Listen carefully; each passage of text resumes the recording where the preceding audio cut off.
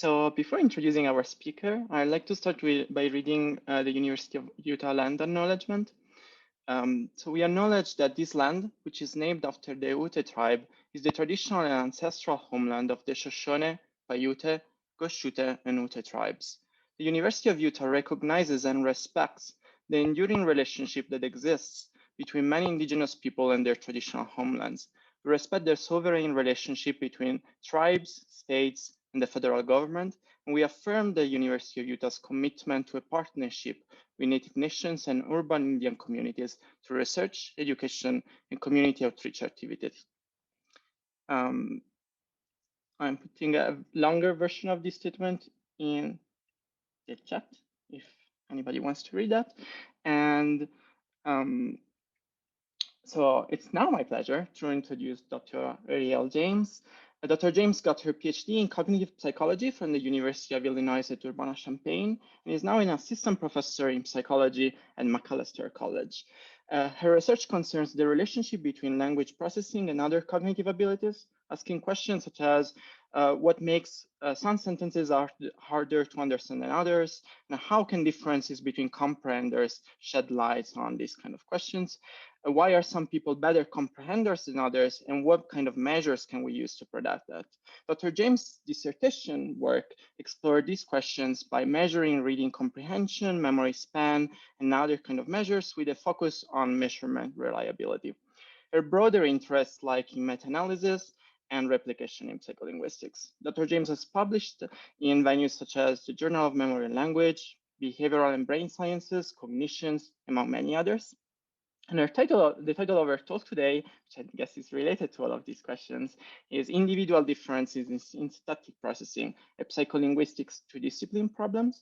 If you have questions, Dr. James has agreed to take them both through the talk and at the end, so you can either unmute yourself or type in the chat and I can read them for you. So now please help me extend her a very welcome. I'm really excited for this talk.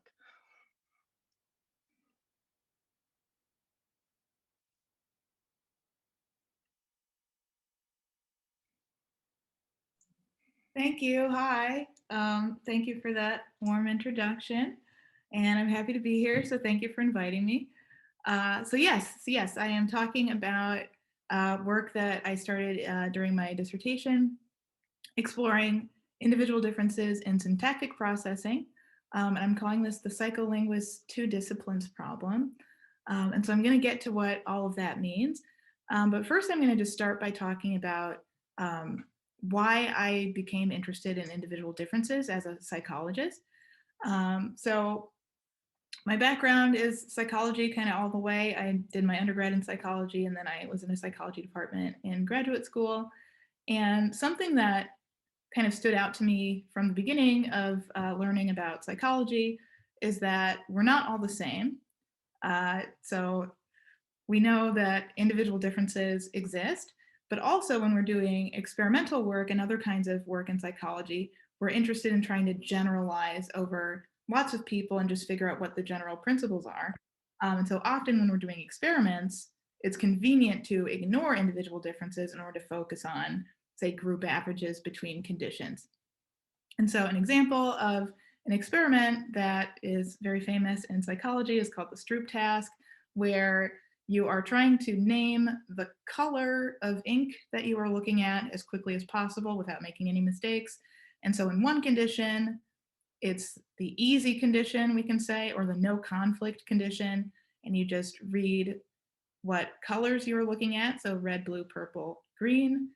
Here, the task is the same. We're supposed to say what colors you're looking at, but now there's interference. So this is the hard condition where on the one hand, you want to read the text that you're looking at, but on the other hand, your task is actually just to read the color that you are seeing. So red, blue, purple, green. Okay.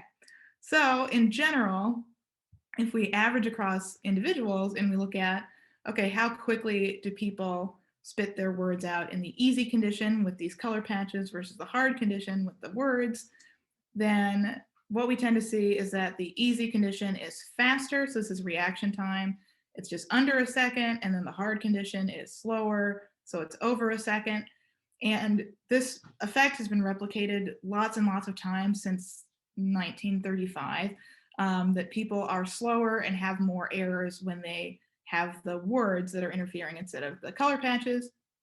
And so this is data that I collected once from a bunch of different participants, and this was the average over participants who each did both of these versions, both of these conditions. But if I overlay individual subjects and how they performed across their own set of trials, then it looks like this. So, you know, there's all sorts of different colors. You can tell that generally there's like a nice smudge in the same direction as the average, where people are slower here than here. If we take most of these away so that we can focus, okay, here we can see that there are some pretty weird individual differences here, where there's some people that are just slow, like they're just a lot slower than average, but they're slow when it's the easy condition and they're slow when it's the hard condition. So they don't really have a Stroop effect here. Some people, like this person, have a really big Stroop effect where the condition difference seems a lot bigger. Some people, if anything, have a reverse Stroop effect where they're fast and they're somehow faster in the condition that should be harder. So just from looking at the actual data that I have, I can tell that people aren't all the same. But then the question is, what does that tell us? Is this telling us something interesting about individuals? Is it the case that people that are more or less stroopable are different kinds of people? That there are like big Stroop people and reverse Stroop people and non-stroopable people. Maybe it tells us something about the phenomenon of the Stroop effect, or whatever it is that underlies the Stroop effect from a psychological perspective. So is it that the Stroop effect should be thought of as something that involves something that varies across individuals, like inhibitory control, and that the Stroop is a good measure of, say, diagnosing good or bad inhibitory control? Or does it imply that it has some other, I don't know, other things that are involved that might vary more than inhibitory control?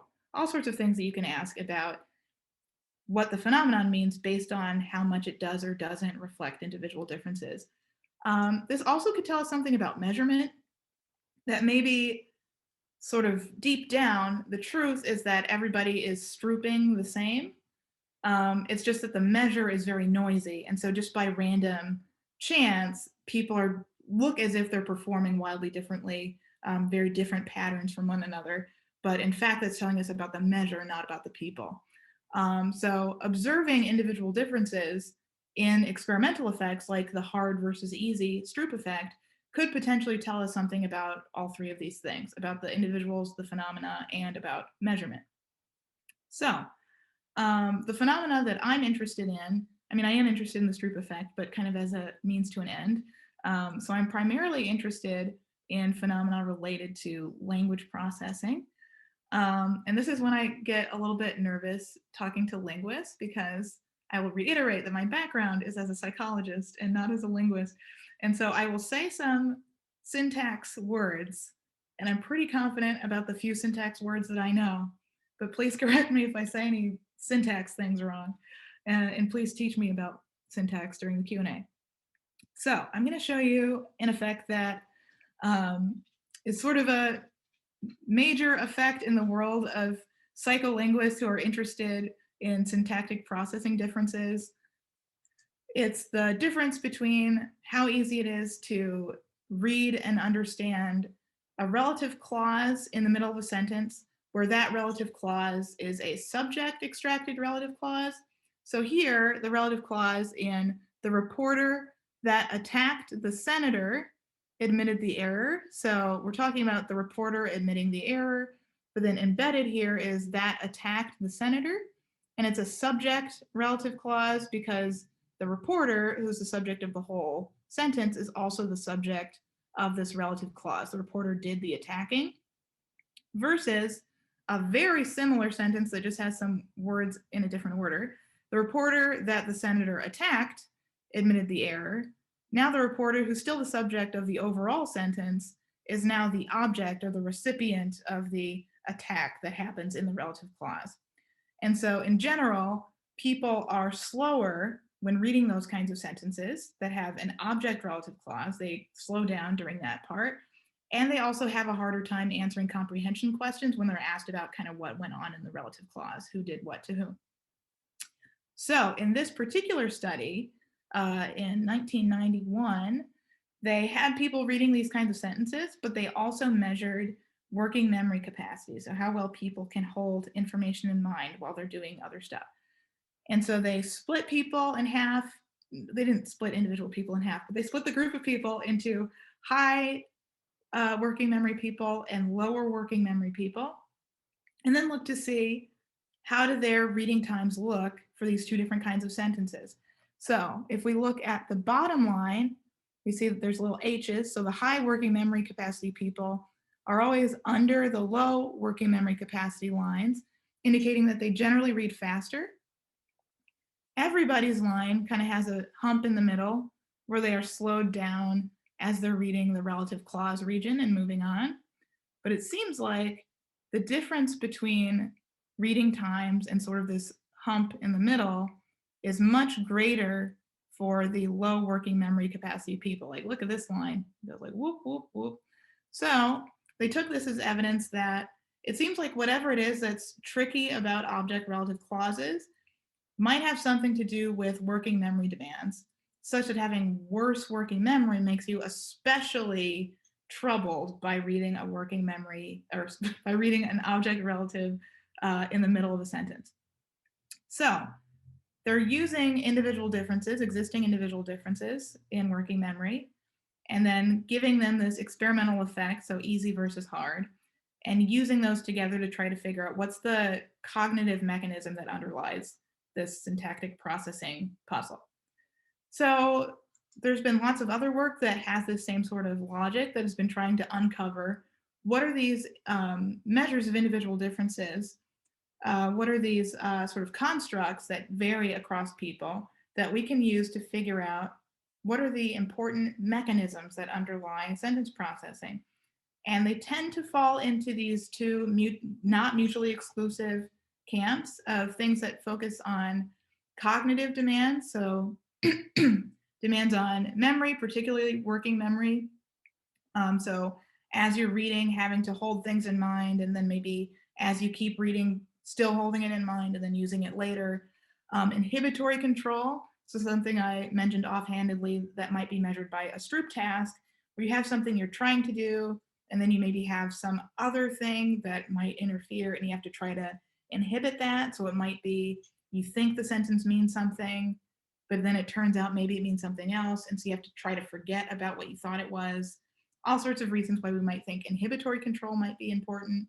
Just general processing speed, so just how well you can take in information and start using it. All these are things that people have tried to use existing individual differences to try to uncover to what extent they underlie differences that we see in reading times across people.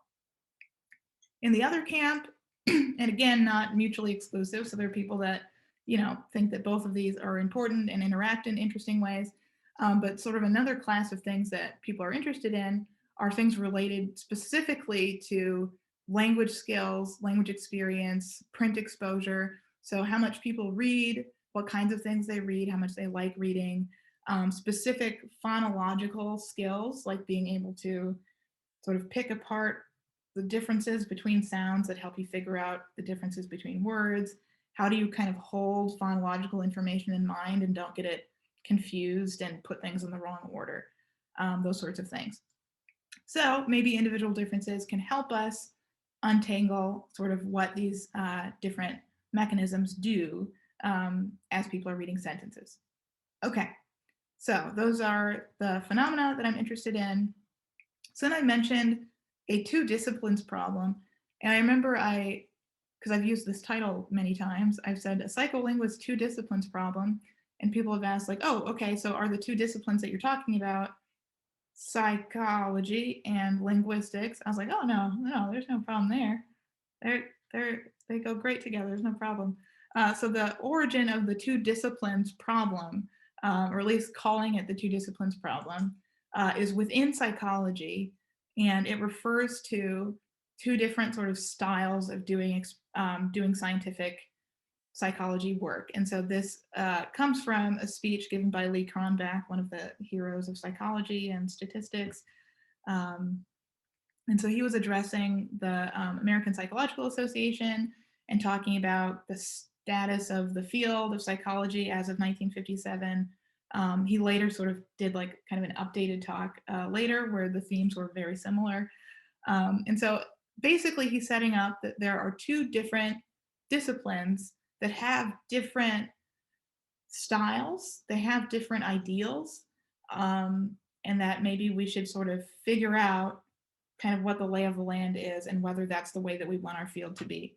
So on one hand, there are experimental psychologists, people that do experiments, and they have different ideas about how you do science in an ideal way. So the behaviors of interest tend to be things that are easily manipulated by a treatment variable. So it's something like reaction time that you can try to push around by making people faster or slower, presumably because you're making something easier or harder. You think of subjects as replications. So you collect subjects so that you have sort of a cleaner measure of what the underlying sort of mean level of performance is, but you're not really interested in that between subject variation. That sort of noise in the signal that is the condition difference that you're interested in, or the treatment effect that you're interested in. On the other hand, are these other people, the correlational people. And correlational psychology also has this huge, lively scientific world. But here, people have a different set of ideals where the behavior of interest is something that's stable within individuals, like personality or intelligence, things that are measures of aptitudes or tendencies, and that you're thinking of each subject as a unique object of study. You want to figure out how to characterize each individual. And the fact that there is variation between people is a thing that you're interested in. So between subject variation contains the signal that you're trying to sort of tease apart. So is it the case that this person actually is, maybe better at working memory than this person because they scored higher than this person on this particular measure? So Lee Cronbach is like, this is how psychology is. We have these people over here and these people over here, and they're not really talking to each other, and they have different ideas about what to do. What if we could all come together and create the united discipline where we're investigating aptitude by treatment interactions? So now we have information about what makes individual people unique individuals. So thank you, correlational people. Then we also have information about how should people react to these particular manipulations in general. And then maybe if we put those together, we have a better way of predicting an individual's behavior in a particular situation. And isn't that what psychologists want to do? Cool. So he has this little drawing that he made, and I'm just going to take the same drawing, but then change some of the words that they apply to what I'm going to be talking about. So starting with the organism at present, I would call that a participant or a subject. And the things that I'm interested in predicting, the kinds of responses I'll be looking at, are things like reading times and accuracy on comprehension questions, past situations that sort of influence the subject and that the subject might go back and refer to. Those might be things like things that they've read before, either recently or habitually. So language experience type things, or education attainment, literacy. And then they also have some psychometric information, so things that we might measure with some sort of measurement battery, like different cognitive abilities.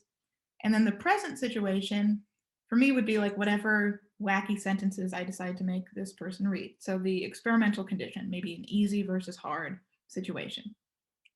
Cool. So this is the two disciplines coming together to throw a bunch of information to help us predict reading times and accuracy or whatever else we want to predict.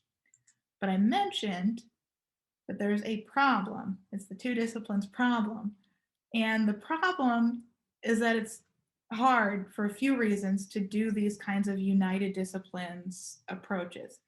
So one is that just like in the correlational world, you often need a lot of subjects in order to get the kind of range of ability that you're looking for one, and then also to have enough power to like tell apart the different conditions. So there are lots of sort of considerations depending on the kinds of effects you're looking for and the kinds of individual differences you're looking for. It's probably going to end up meaning that you need a lot of subjects. It probably also means that you need a lot of tasks because you're assessing things about the people, and then you're also assessing how they behave in some experimental task. And if you're assessing something like working memory, you might think like, well, something that looks like an influence of working memory might actually be an influence of something that's related to working memory. So maybe I should measure that too, so I can tell them apart, blah, blah, blah. And so you end up having this like really long battery of tasks that becomes expensive in participant time and researcher money. So that's kind of a pain. But then there's this other pain. I mean, these are like expense related practical problems. But I am more troubled by this deeper problem about the nature of the kinds of tasks and the kinds of measures that we use.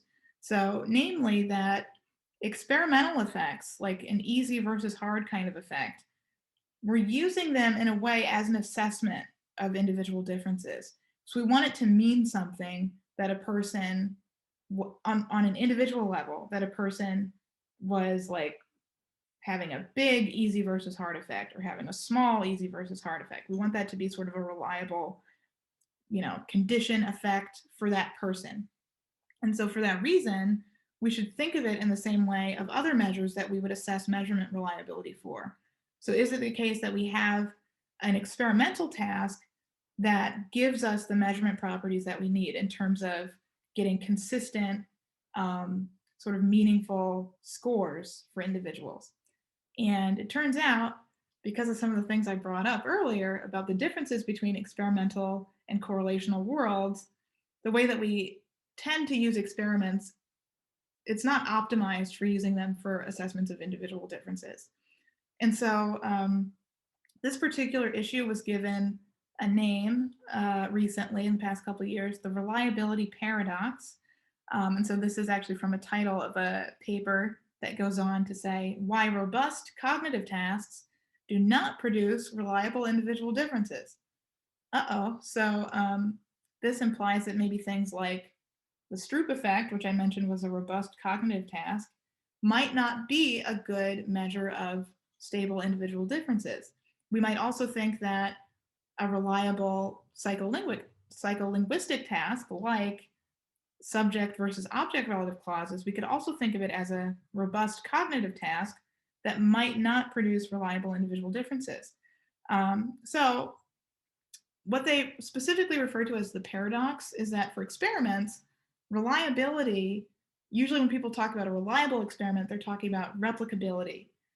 And studies that are like really easy to replicate, like you can run it in that lab or that lab and whatever, they tend to have little intersubject variation, which is the opposite of kind of what we want for individual differences. So for a measure to be reliable in terms of like we have good measurement reliability for individuals, that requires that the person, an individual person, they're going to have some variability in like how they respond to a bunch of different items or trials or whatever, but that variability has to be kind of swamped by the variability that exists between subjects. So like I'm going to be more like myself than I am going to be like Joe Schmo and Boo Boo over there. So we kind of need inter-subject variation, but this one just said we need to have probably a little bit of that.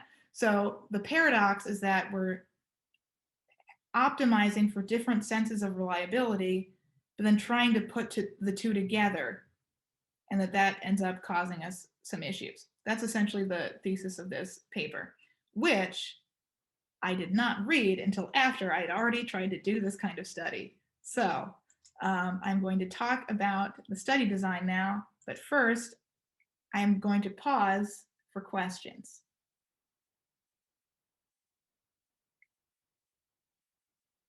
And I can't see your faces.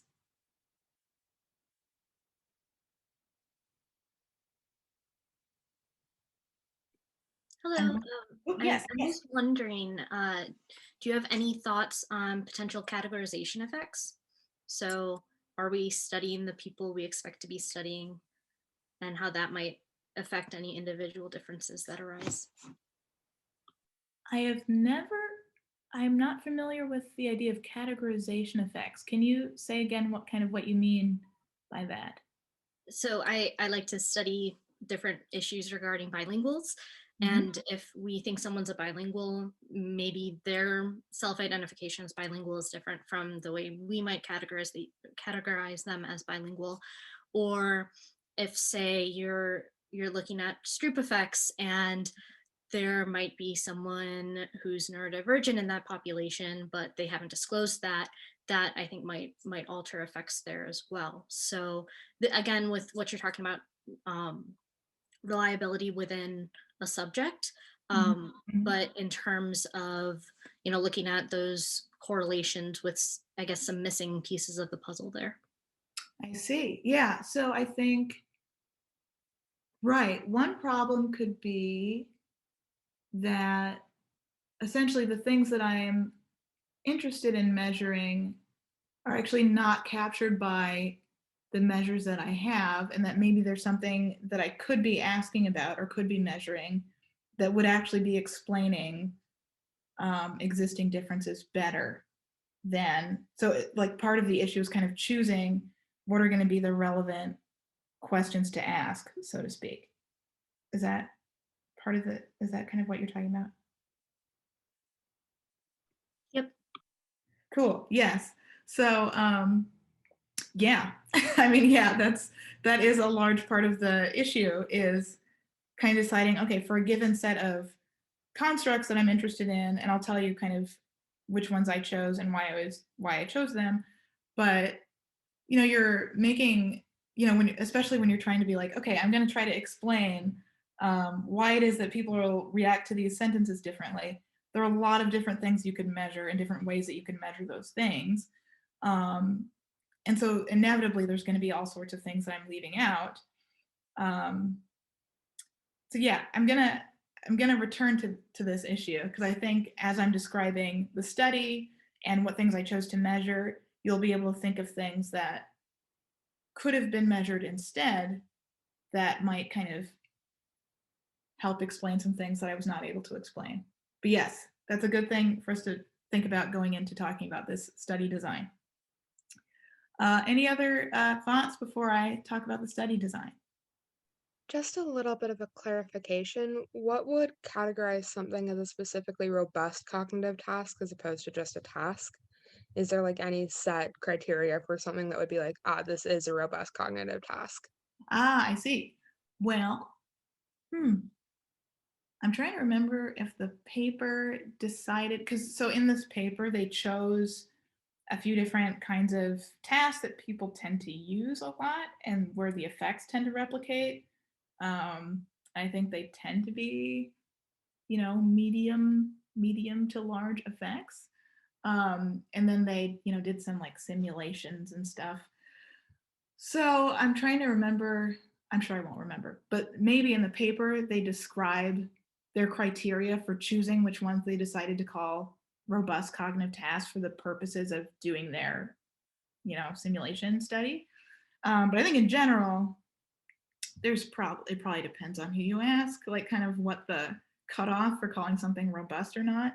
But just in general, something is going to be more robust to the extent that it replicates in different situations, that the like effect size is like a reasonable effect size depending on kind of what kinds of effect sizes you're used to seeing. So it is sort of it's a relative term, is my understanding, unless there are secret rules about robustness that I am not privy to, which is possible.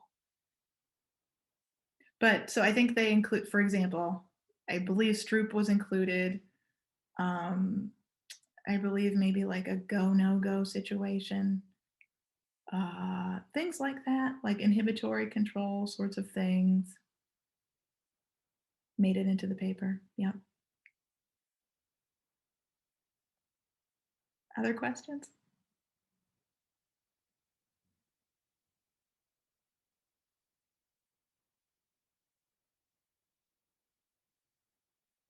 Okay, I'm going to talk about the study design now, but feel free to interrupt even if I don't put a big thingy that says questions. Okay, this is the part where I remind myself to tell you that the things I'm about to talk about were written in a paper, and I'm only going to talk about some of the things, and so if you want to read more of the things, you can read the paper. It's also my reminder to tell you that this was done with other people. So Scott Frandorf and Unkyung Lee and Dwayne Watson, once upon a time, were all at the University of Illinois, but kind of at different times. But Dwayne Watson was my PhD advisor. Yep. And then he was a grad student, and she was a postdoc, and we all kind of overlapped at different times. But yep. Okay. So this is about, let's see. Okay, so 133 people participated, and it was a mix of people in the psychology department, like credit subject pool, and also in the paid subject pool. So the credit pool is going to be students who are taking undergrad classes and getting credit for them. The paid pool also includes people that kind of just joined the paid pool. They might be graduate students. We also have people that are in the community that are not taking courses at the university. But in any case, these were all people that tended to be more educated than the average person. We didn't do a lot of like recruiting in the local community. So you might imagine that in terms of all the cognitive and when psycholinguistic things we're going to measure, people are kind of like on the higher end, maybe. You might also start predicting if there are going to be some restricted range concerns, like we're not getting a wide enough range of things. Okay, so that's about the subjects. So the tasks, they did the sentence task. So they did a self-paced reading situation. So they're looking at a screen that just has the dashes where letters of sentences would, letters within words within sentences would go.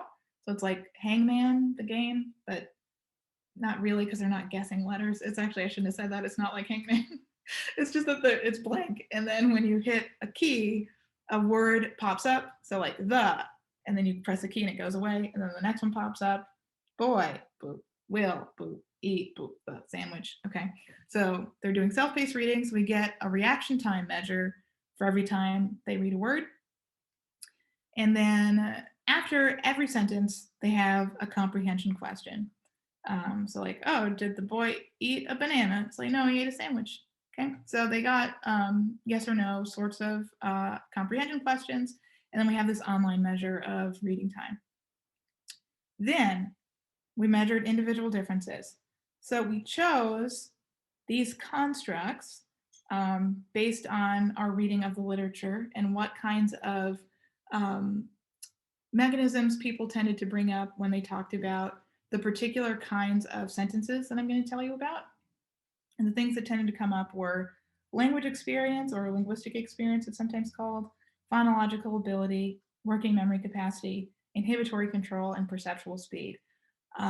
Since then, there are lots of other things that have caught our attention, like, oh, we should have, if we just had a little, if they had stayed for an extra hour, we also could have measured, say, sort of implicit learning measures, I think, are something that people are interested in. Often things about like reading cues and like other phonological awareness things come up. In any case, these are the ones that we chose because we thought they were interesting to people that were interested in the kinds of sentences that we were interested in. So we chose these. They're also ones that we could think of measures for, because you might imagine that what constructs you're able to be interested in is kind of constrained by what you think is possible to measure. Anyway, that's a discussion for a whole nother thing. Okay, I'm going to tell you about the sentences now, the particular 3 kinds of sentences, and then some fillers that we had our participants read. So our syntactic processing measures are how well people handle these 3 different kinds of sentences that were kinds of sentences that people have in the literature made predictions about and predicted things related to individual differences that we would be able to measure. So I already mentioned subject versus object relative clauses. So things like the salesman who resented the cashier versus the salesman who the cashier resented. So a subject versus object relative clause. Another case is the use of verb bias on ambiguity resolution. So this takes a little bit of explanation.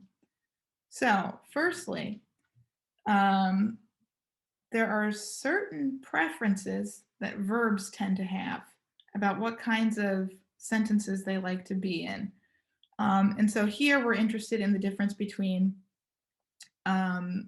things that are going to end up being followed with a direct object versus things that are going to end up being followed with a whole sentential complement. So the students protested the plans. If that were the whole sentence, that would be they protested something, and this is the direct object. But if it was instead the students protested the plans for fall 2020 were dangerous, like coming back to school with no masks or something. Anyway, so if they protested the plans were blah, blah, blah, this is a sentential complement. It's like they protested this whole other thing, this whole basically sentence in itself. And so given that a sentence is going to end in a sentential complement, it's very helpful to have a word that, to be like, hey, I'm about to tell you a sentential complement now. So the students protested that, the plans, you know something else is going to have to happen. You can't just say protested that the plans and then be done. So verb bias, certain verbs, protested is one of them. There are lots of other verbs. They prefer ending with a sentential complement or a direct object, or they kind of have no preference. And so we chose verbs that have a preference one way or the other, either to end with a direct object or sentential complement. And so then the prediction is that if you're a verb that is already going to tell me I'm about to be a sentential complement now, because that's what I tend to like, then I don't really care whether or not I get that here, because I'm like, oh no, I already know it's a sentential complement. Like, you don't need to tell me. But if instead you're a verb that's like, I really like direct objects, so I'm going to have a direct object come up probably, then if it turns out it's actually going to be a sentential complement, it's especially helpful to have that here, to be like, oh, hold on, you probably thought it was going to be a direct object. It's not going to. It's going to be a sentential complement. Gotcha. Okay? So what we're looking for is it the case that having that versus not having that is a bigger deal depending on the verb bias? Okay, so that is sentence type number 2. Sentence type number 3, where do you attach a relative clause when there's actually some ambiguity about where it should attach? So here we have relative clauses again, just like in number 1. So the maid of the princess who scratched herself. So who scratched herself is telling us some extra information about a person who was deeply embarrassed. But a maid would take a herself sort of reflexive, and so would a princess. So who scratched herself? Was it the maid or the princess? We don't know. It's globally ambiguous. But it turns out that people will tend to just make a commitment. They'll decide that either it was the maid who scratched herself or it's the princess who scratched herself. And in general, people tend to, people who speak English and read English and use English tend to prefer low attachment, where it attaches to the thing that's closer, the more recent thing. It would be lower if you drew like a little syntactic tree situation. And they tend to not attach high, so all the way up here to the maid. Okay, so we're just going to see, can we predict differences in people's attachment preferences when they're in an ambiguous situation? Okay, these are the 3 kinds of sentences. So if we just look at how did people react to these sentences overall? So this is like when I showed you the Stroop graph at the beginning and just looked at easy versus hard. What's just sort of the average effect? We replicated things that we were hoping to replicate from the literature. Sounds like they might be robust cognitive tasks. I don't know. So 1, we found that object relative clauses take longer to read than subject relative clauses, and they're harder to answer questions about. So people tend to get them more wrong when they're answering a question about these sentences. especially if you ask them about the part of the sentence that was in the relative clause. 2, we get a larger ambiguity effect, so of having the word that to disambiguate what kind of thing is about to come next. We have a larger ambiguity effect when the verb bias doesn't match the syntax, so it's helpful to get that in there if you were going to otherwise think it was a direct object based on the verb bias. And we found that, like I had just mentioned, was probably going to be the case. Overall, people prefer low attachment to high attachment. Oh, and I should have mentioned, all of the participants were monolingual speakers of English. Okay, so that is just overall effects and how they reacted to the sentences, and it is not yet talking about individual differences. So again, I will pause and see if there are questions.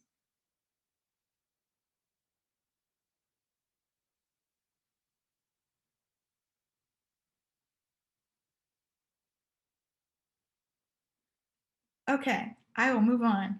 So the next questions are, is there between subject variability in these effects? So is it that some people are like more affected by the disambiguating thingy or whatever? Did we successfully capture subject characteristics that would explain some of this variability, given that there is some? So we have to ask this question first. So is there between subject variability? So I approached this question in a couple of different ways, and so I'm just going to step through how I approached it. So there's different kinds of between subject variability that we might be talking about. One is, some people could be just faster readers or slower readers overall.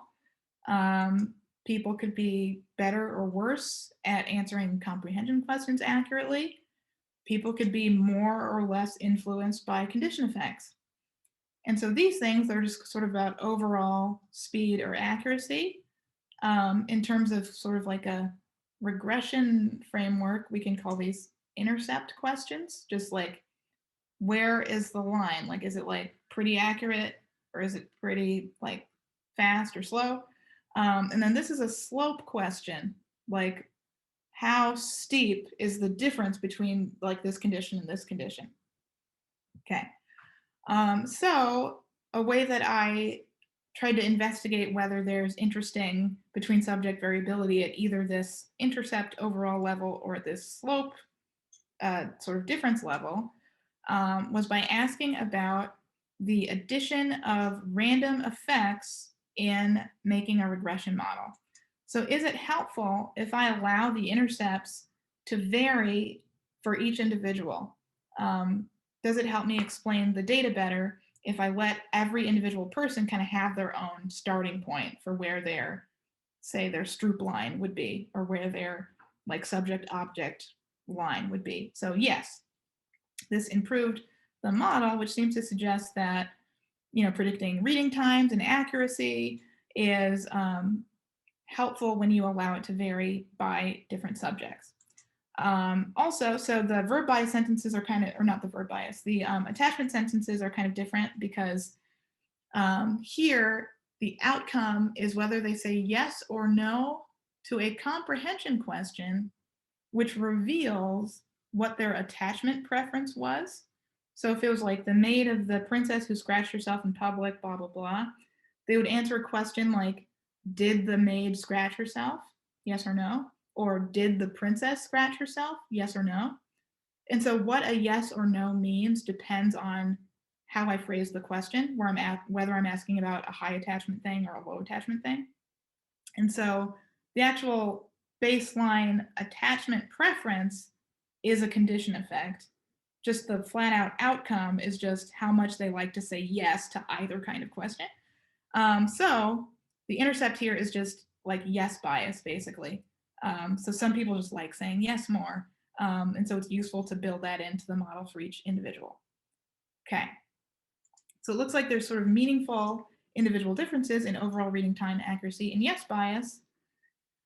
But what about the slope question? So having random slopes, like letting people have sort of differently steep condition effects. So no, this did not tend to improve model. So in predicting our ambiguity effects, the verb bias interaction, the relative clause extraction, so whether it's subject or object relative, no.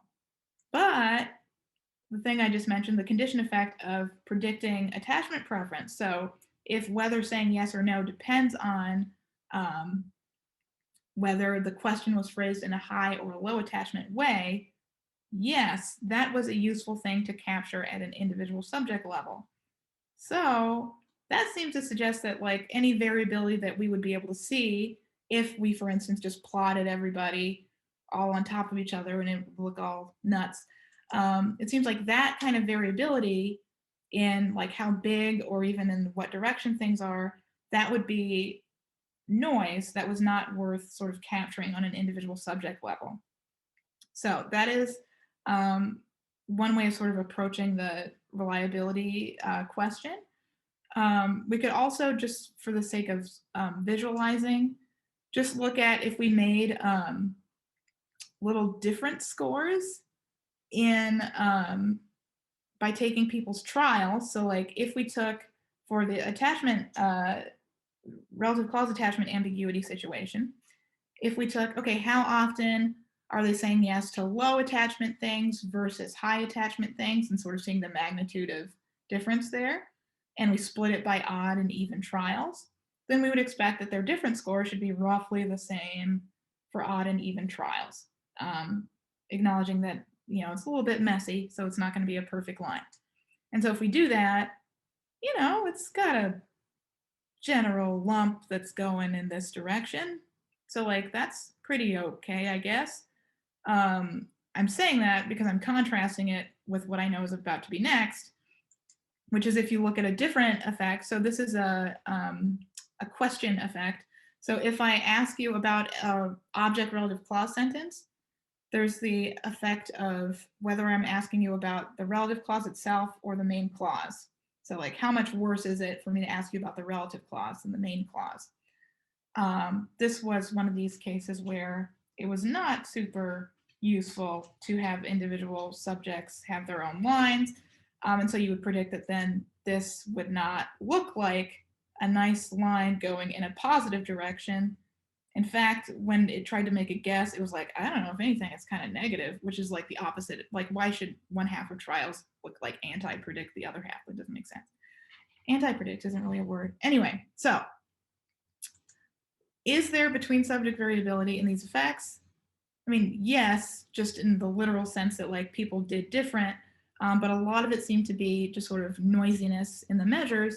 But there were a couple of things that, namely attachment preference and just overall differences in speed and accuracy that seem to be meaningful between subject variability. So then asking this second question, now we have to have the caveat that like this question really only makes sense for a subset of the effects that we were interested in. So I will tell you about a subset of effects. So some results. So predicting reading comprehension, just general, how good are you at reading? So given what we've seen, what we can expect is that we're not going to be able to predict interesting things about condition effects on reading comprehension because the internal consistency seemed to be pretty low, the reliability seemed to be pretty low, and that creates an upper bound for then any subsequent correlations we can find. So we can really only find interesting effects for things that had good internal consistency or reliability. So what we did find is that higher language experience scores like vocabulary and print exposure predicted better comprehension question accuracy, just in general, across all the sentences, including the fillers. So that's good. Reading more predicts that you're better at reading. And here is a way of looking at it with experience as a z-score and some accuracy on your questions. Good. Higher perceptual speed scores predicted faster reading times. Fast people are fast. That's also good. I'm going to show you a picture that is going to look not that good because there are these two people that were really, really fast. They did really, really well on their speed scores, and I think they might have been cheating, but I'm showing them to you because they were really there and I don't want to erase them. But also this effect turns out and looks better if I remove those two people. Any hoodle. What about some condition effects? Can I ask you a question about this? Yes. Yes. So here the speed scores you are controlling for the comprehension accuracy too, though, right? Or like so those two people that are outliers, are they fast but they didn't do the task, or are they fast and they also performed well?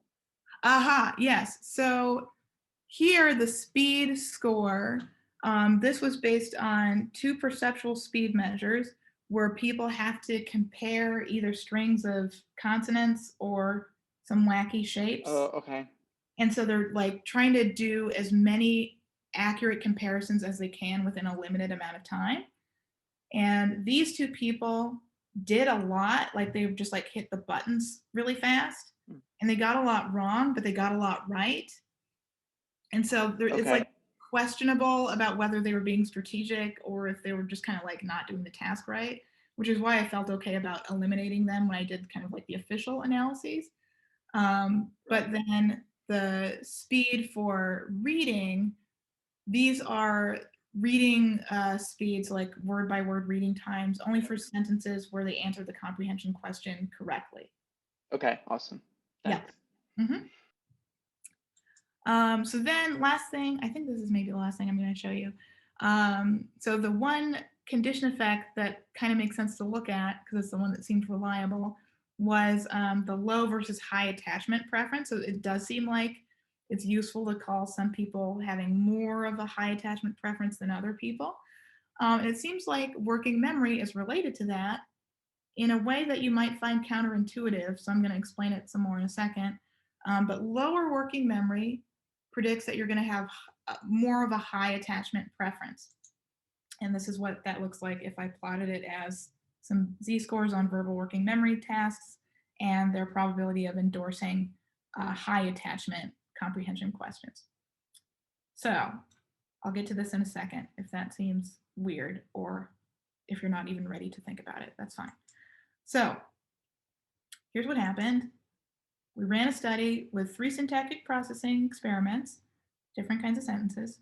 We had 16 tasks assessing individual differences. I didn't tell you anything about what the tasks were, except just now I told you about the perceptual speed task. But so there were 16 tasks assessing 5 different constructs that we were interested in. The experimental effects, particularly the online ones, were more egregious. So like reading time, condition effects, they tended to have poor internal consistency. But another thing that we found, so that's just like a thing that we found about measurement, I guess. But then another thing we found that was about syntax was that lower verbal working memory predicted high attachment. So taking this first thing, why low reliability online? So it could be that self-paced reading is a bit of a noisy measure. I mean, it is of course indirect, and it's an unnatural way to read, and how quickly somebody presses a button can be affected by lots of things other than their syntactic processing, and all of that sort of, damages internal consistency. It could also be this reliability paradox problem of, the construction types that we chose, we like expected to be able to replicate those condition effects. Are they too robust in the sense of like they are the things that don't tend to have large enough variability between subjects? It could also be something about our population that even though we got kind of a range of performance on the different things, it's still not the range that we would expect if we looked outside of the college student and, college graduate population. But then, it could also just be that there just isn't really anything to find, like that there just like isn't that much variability, and that or that people just aren't that reliable in how quickly they read sentences. So it's not really something about the measure, it's just something about the process not being reliable. So these are just kind of different possibilities. I'm guessing it's mostly a measurement issue, but I don't know. Something I'm currently thinking about. So the question then is, how do we optimize these sort of united discipline sorts of designs given the reliability paradox problem, given issues of power? So at least when I was taught about statistical power, I was mainly thinking about like, oh, how many subjects do you need in order to show a condition effect? But power is also about the quality of measurements. It's about how well your task can capture the effects that you're trying to capture. So for example, that might then make you question if you have enough items to sort of get a robust measure for an individual participant's underlying ability. Also, some tasks are more robust than other tasks in terms of reliability or measurement quality. So people should kind of go into their studies choosing tasks not only because they're ones that people have used before, but because they're ones that people have used before for assessing individual differences and have found that they are reliable. And a lot of that information is not available for some of the kinds of tasks that we might try to port over from the experimental world, like the Stroop task, for example, has pretty low reliability in general. Are there alternatives to things like difference scores that underlie a lot of how some of these measures are used for individual differences? Other questions about, like, are you properly assigning tasks to the latent constructs that you're trying to measure? So I think this is partly some arguments in favor of like people working together in a variety of ways. One, if we need lots of subjects and lots of tasks, that means maybe like pooling resources across labs is useful. And I know people are doing that more now than before. But then also in talking about individual differences, tasks, and different studies that people do, it's very useful to report measurement characteristics of, say, things like Stroop and working memory tasks, but also how robust your, say, sentence processing task is at capturing individual differences. I think that can help all of us kind of design better tasks and experimental correlational blends as we are trying to do. Okay, conclusion about phenomena. So why was working memory related to attachment preferences? So in a sentence like, the maid of the princess who scratched herself in public was deeply embarrassed, the effect that I saw was that people who have a lower working memory capacity tended to endorse a high attachment, which again means that they're deciding who scratched herself in public, the character that was introduced earlier, so longer ago in memory. And that maybe seems not intuitive, that if you have a worse memory, you would do that.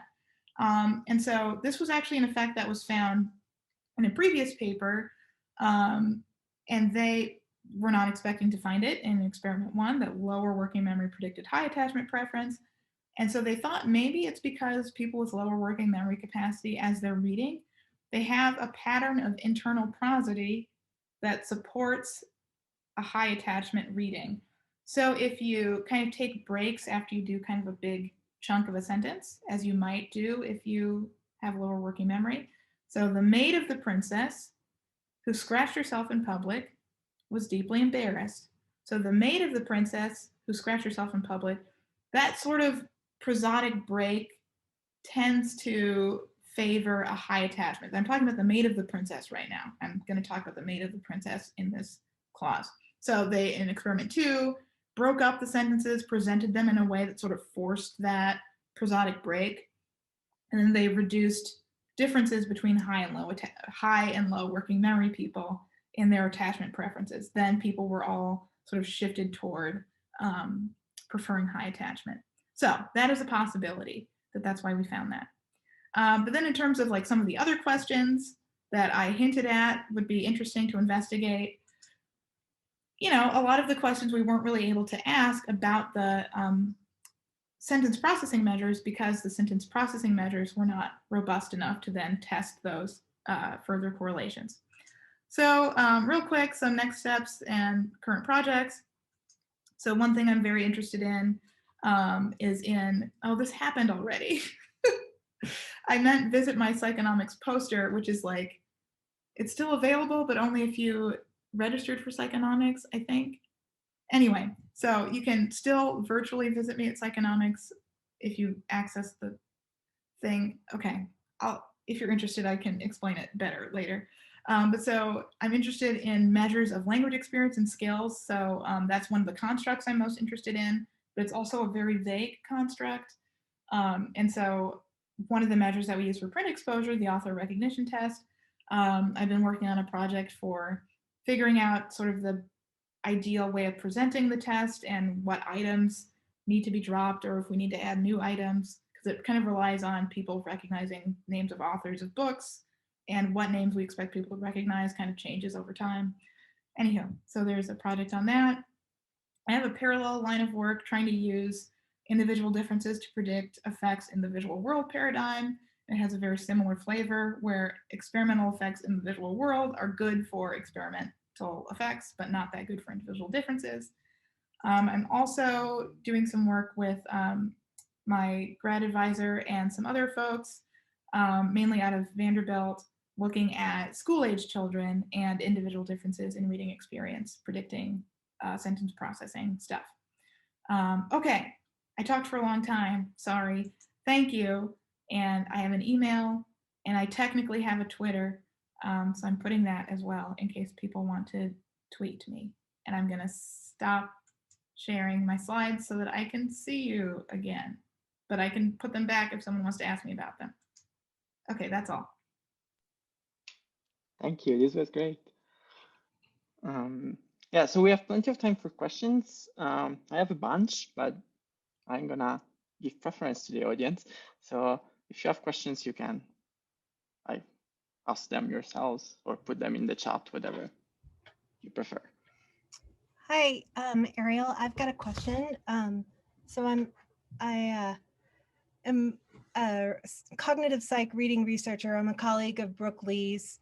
Yeah. And so you used word by word self-paced reading. Yeah. And I'm wondering how much you think some of the sort of inherent problems with word by word reading may have impacted your results, like reading speed. I mean, you're still getting some of the classic effects, so you're still getting them, but I'm wondering how much you think the methodology either exacerbated or sort of hindered some of your effects. Yes, so that's kind of the first thing that we thought of, really. And I think that's a good point. And it's also a thing that our reviewers thought of, that reading sentences in such a way where you can only see one word at a time is not how people typically read. They can do it, and clearly we make people do it for experiments, and like you said, we can get experimental effects, condition effects, but that maybe a lot of the interesting stuff that can help us tell the difference between different people is in, do they go back and reread things? Do they sort of like skip over certain things? And that's where sort of the consistent variability is going to be, not in how people cope with this strange task of like pressing a button. Maybe a lot of the interesting stuff kind of gets lost when we translate reading into this weird way. And so you can look at similar work in eye movement paradigm. So where you have people look at a sentence all at once, and then you can pull out different eye movement measures of like how long it takes them to read certain regions, how often they go back to certain regions. And there's some, so I haven't done that work myself. I haven't sort of replicated this with eye movements. That's something that we're hoping to do with the school age kids, but it's kind of a snag in that plan of going into schools and having people put their faces on an eye tracker. But so that is something that we plan to do. But then there's also existing literature of people using eye movement measures. So for example, the Ben Sweat's paper that I cited at the end that had looked at attachment preferences and working memory, they not only looked at offline attachment preferences, but they also looked at, as people are reading sentences that are not actually globally ambiguous, that do end up sort of disambiguating that this was a high or a low attachment. You can also get a sense of people's preferences by how much they're thrown off by things being not the way they expected. And so they, I don't think, reported an internal consistency measure for their eye movement measures, but I think others have, and it is mixed. Like, I think eye movements are also, I mean, it's a rich source of information, but people also move their eyes for all sorts of wacky random reasons. And so it's kind of I think it's like kind of like clearly the next thing to do, but it's also like I anticipate trouble there. Yeah. Oh yeah, you're gonna get trouble. I have tracking research, so I'm well there you go. Of the mess. And I know Traxler has done a bunch of stuff with attachment and relative clauses and working memory. But yeah, I was just kind of wondering, thinking about from that standpoint, do you expect to see anything? But it's really promising that you're still getting these robust effects, even with word by a relatively simple methodology. Yeah. We call it the poor man's eye tracker. Yep.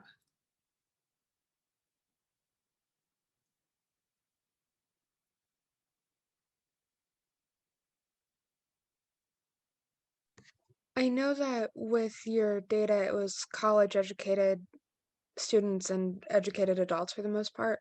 Yep. In that, was there a particular age range that appeared more frequently, or was it just like college and older generally? So it was basically college age people. So most of the participants were currently in college, so in that 18 to 22 range. I think probably the average age was something like 20 and a half. But then there were some folks that were older. I think the oldest participant was in their 60s, but there's like one of them. And then there was a couple people like in their 30s. But it was very strongly like a college aged group of folks. Yeah. Was there a follow up question? I was just wondering if it was like mostly college people who are probably actively reading a lot for assignments and stuff and actively having to use like comprehension skills, or if it was more like people that might have moved out of college and how that might have impacted it. Yep. Yeah. So yeah, ideally college students are reading a lot. At least I hope so, because I keep assigning them things. I shouldn't do this. I don't punch my students. I can't now because it's a remote learning environment. But so right, it's the how much are you currently reading, and also like the kinds of things that you're reading, because surely lots of people read for pleasure, but if you're in college, probably you don't have that much time to read for pleasure, and you're doing a lot of like reading your textbooks and stuff. Um, and so that's also part of why I'm very interested in language experience as a measure and ways of measuring different kinds of language experience, because the way that people interact with language varies a lot depending on kind of their context and their interests and stuff. But then also a lot of how people read has changed in the past like 10 to 20 years of more reading online, more reading like short form things, reading things that are more sort of like casually written versus more academic writing. So that's also another project that I'm doing with the Vanderbilt people, is looking at asking people what kinds of things they read online and then trying to figure out what are sort of the interesting properties of different sort of modes of reading, like people that read more like sports articles versus reading more like Reddit forums where people type more how they talk versus more formal writing. Any case, yeah, I think there's a lot in there, and college students are a different subpopulation than how most people are. So there's ample reason to try to expand out from the college student world for sure. Good question. This is an unrelated question, Love but it. with your Yeah. methodology, with the word by word reading, I'm hazarding a guess that they couldn't go back if they accidentally didn't see the word for whatever reason. But do you know, or do you have any data over whether like someone might have like accidentally double clicked the next button and like missed the maid or the princess or one of the words and that might have impacted things, or Right. is there data about that? Yeah, so that adds to the sloppiness of this measure, is that, people, especially if they want to get out of the experiment quickly, people are like, okay, let me like press this space bar. I'm reading. Yeah, cool, cool, cool. And so they might, go a little bit too fast and be like, ooh, whoops, hold on. That word was kind of long and I didn't read the whole thing. And they can't go back. And so I don't think in the instructions I told them up front that they couldn't go back, but if they had tried, they would have figured out that they can't. Um, And so certainly there were some trials in there where people's fingers slipped, or the opposite, where they kind of like zoned out and were like, oh yeah, sorry, I was just checking my phone in my pocket that I'm not supposed to have, and now I'm gonna press, And so we did, in the final analyses, we cut out reaction times that were like super, super short, so like under 100 milliseconds or something, or like super, super long, like spending a few seconds per word, to try to get around some of that of like, oh, they just like double clicked and they shouldn't have done that. But yeah, I mean, surely a lot of what goes into the clicking time is just kind of like, people being weird with pressing buttons and not necessarily like, the speed of their comprehension machine comprehending. Yeah. So I had a question.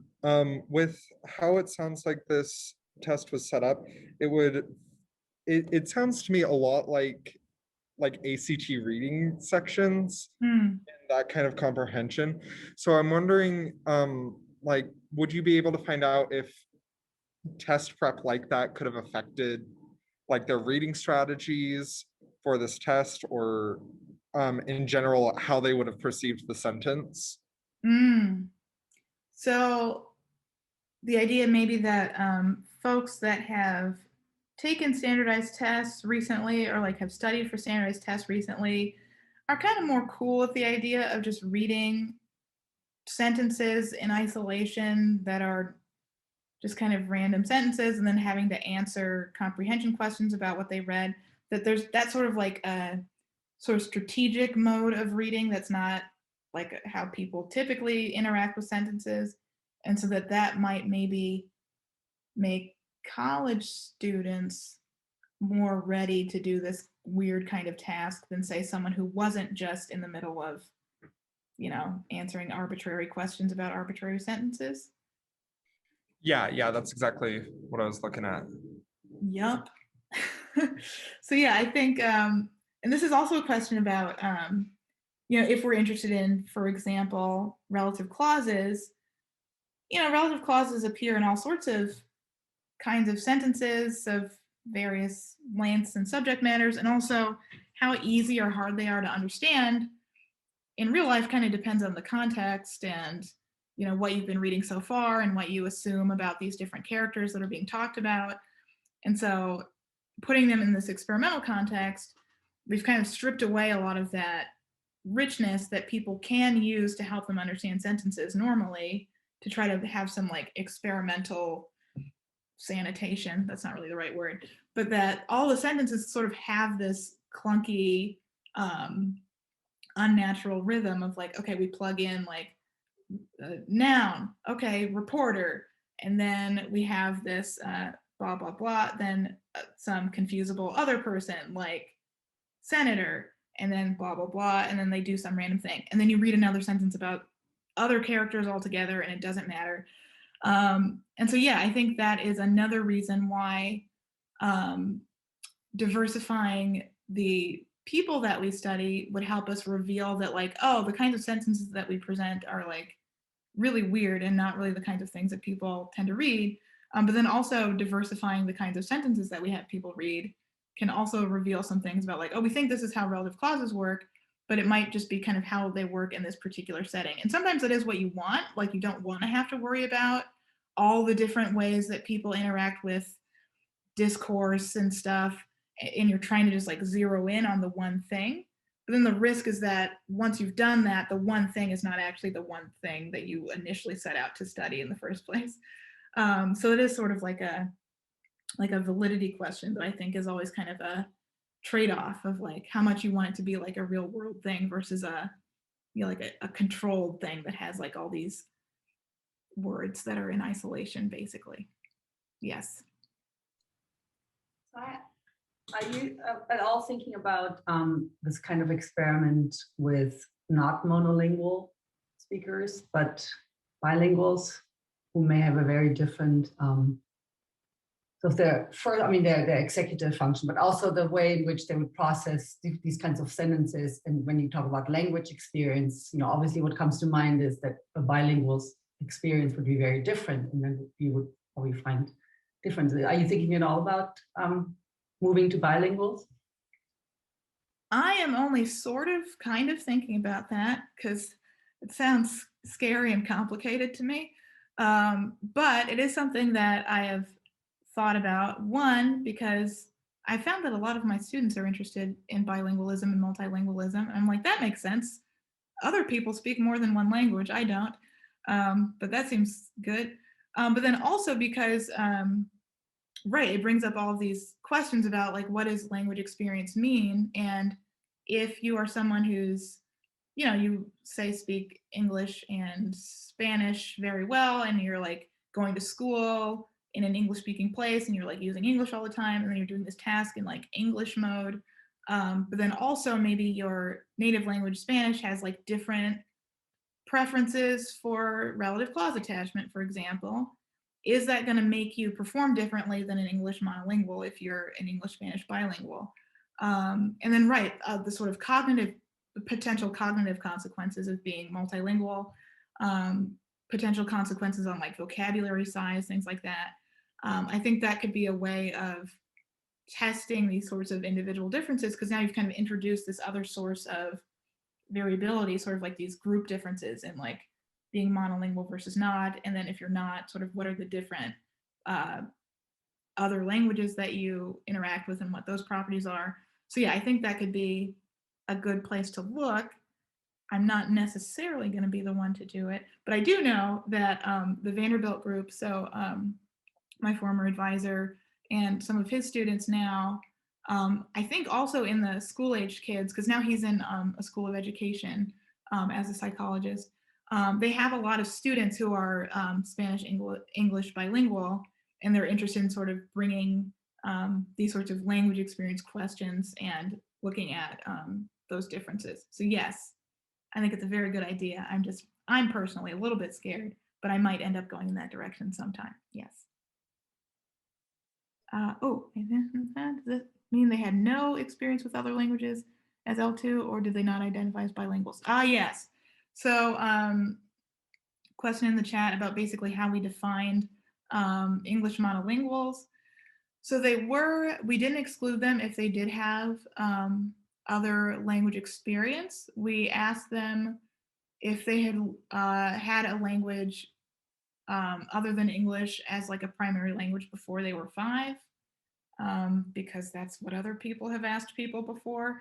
And so we excluded people for that. And if they reported that they were bilingual or that they used another language primarily, I mean, we let them do the task and we gave them credit, but then we didn't use their data.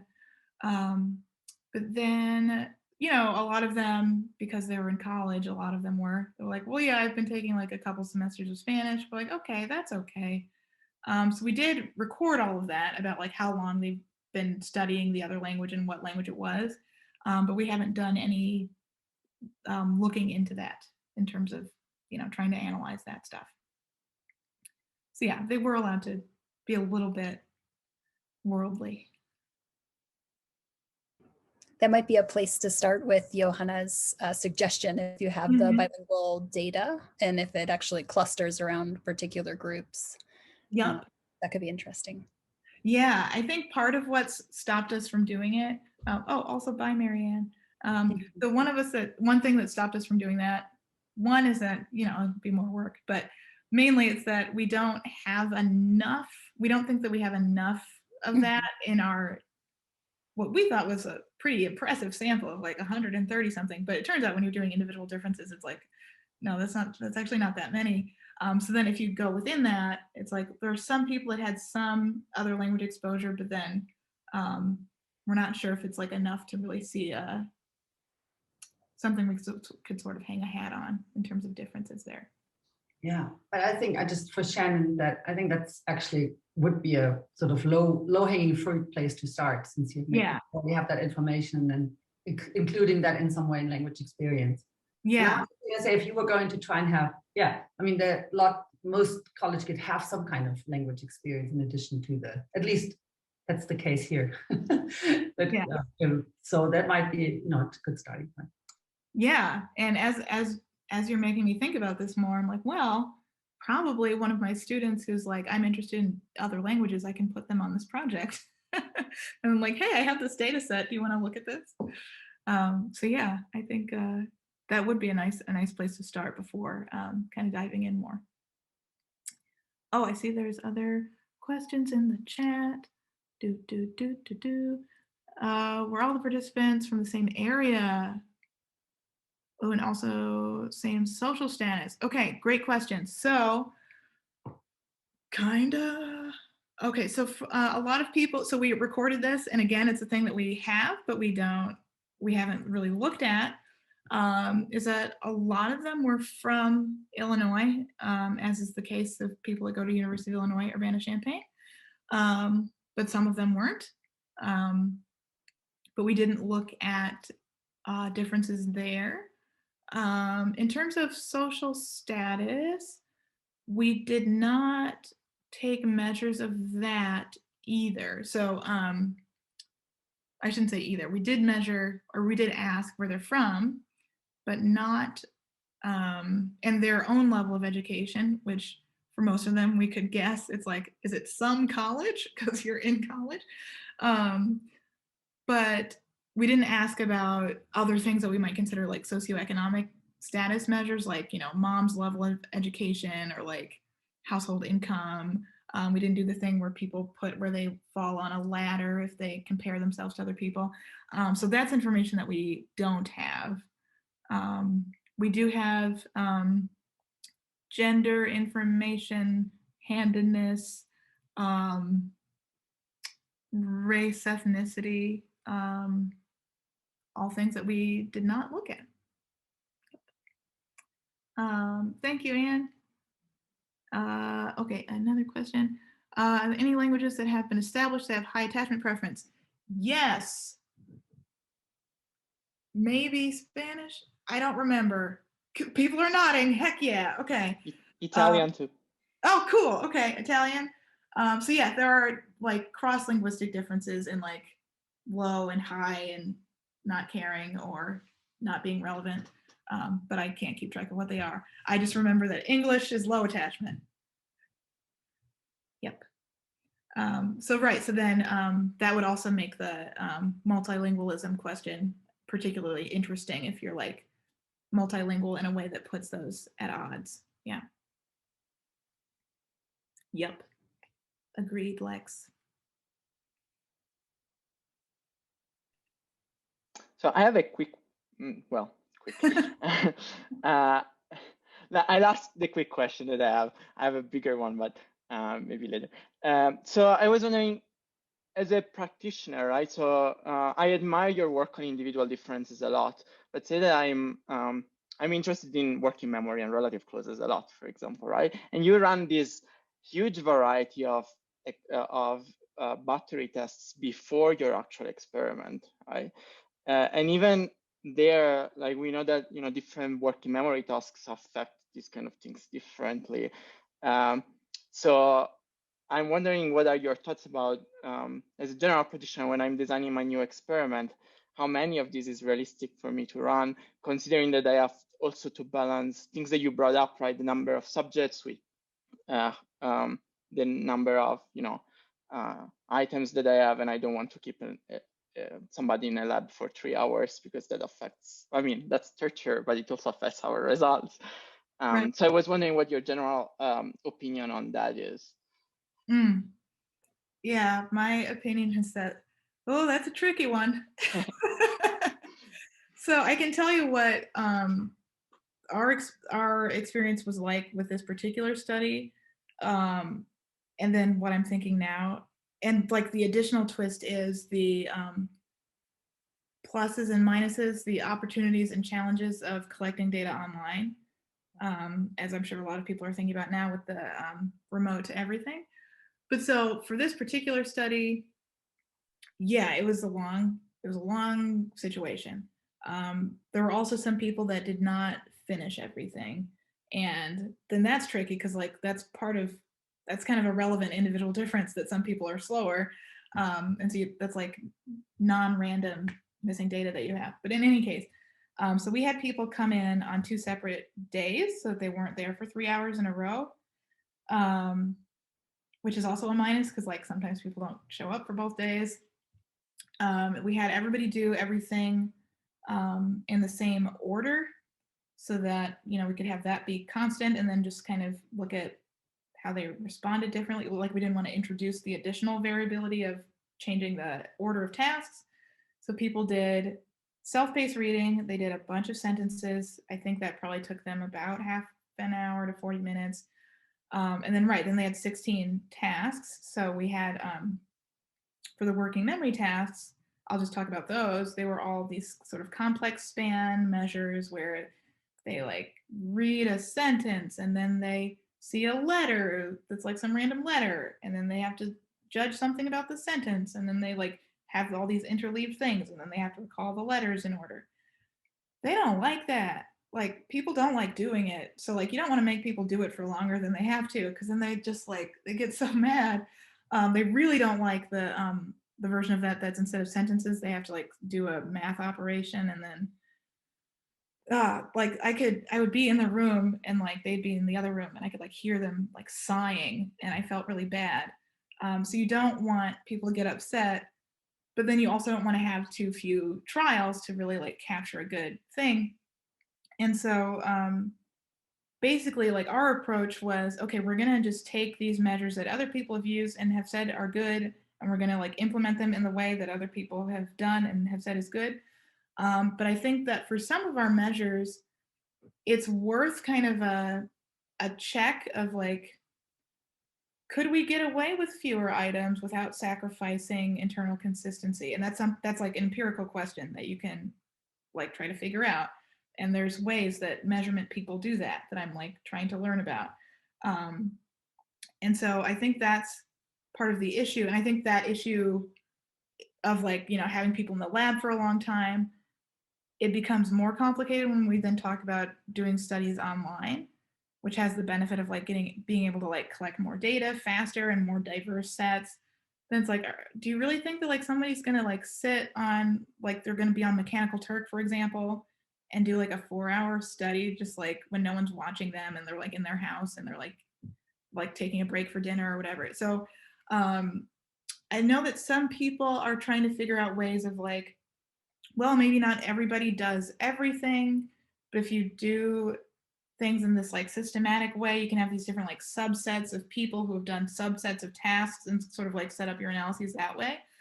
So that's something that intrigues me that I would like to learn about, but that's like all I can say about it at the moment because I don't know how to do that. But yeah, I think also another part is like maybe you can't always do the ideal thing of, say, measuring. Maybe if you're especially interested in working memory, like the ideal thing is you have multiple measures for that construct, so you can sort of control for like idiosyncrasies of that particular task. Then you might also like throw in constructs that you think are related, or maybe ones that aren't going to be related, so you can kind of control for that. Like that's an ideal setup. And so maybe sometimes you have to do like a less ideal setup where you're just like, okay, I'm really just going to measure these 2 things, and I'm going to measure each of them with like, say, 3 tasks, and then hopefully somebody else will like do their study with like the different ones. And then so I think that's also part of the like working together with people to do like bits of like the fuller experiment that you want, or like the fuller study that you want. But yeah, I mean, basically that's just my ramblings about it. I don't really know. Like like so I'm just like, yeah, it's just kind of hard. Like it's just kind of hard. Oh yeah. Yes, but those are interesting ramblings, right? It makes sense. Well, good, thank you. So I'm gonna make the executive decision that I'm gonna thank our speaker. But before I let you go, if the students want to stick around because they have more questions, Ariel has agreed to stay a bit longer on. So everybody else, let's thank our speakers for this very interesting talk. Thank you. Thank you for having me and all your questions and your kind attention. I appreciate it.